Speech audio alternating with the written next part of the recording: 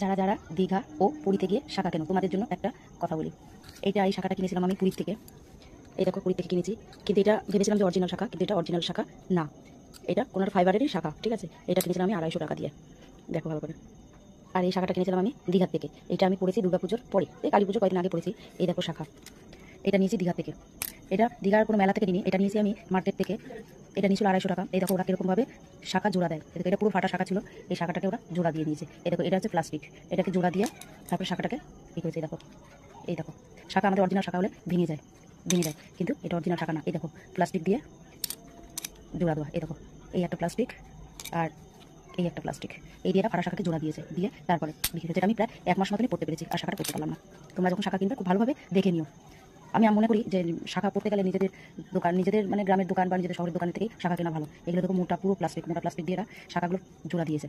এগুলো অরিজিনাল শাখা না, এগুলো সব একই শাখা। এই পুরীর শাখা আর এই দীঘার শাখা একই ফাইবারের শাখা। তোমরা শাখা যদি কেনো খুব সতর্কভাবে কিনবো। যদি কারোর আমার এই ভিডিও ভালো লেগে থাকে তাহলে একটা লাইক, একটা কমেন্ট করে যাবেন।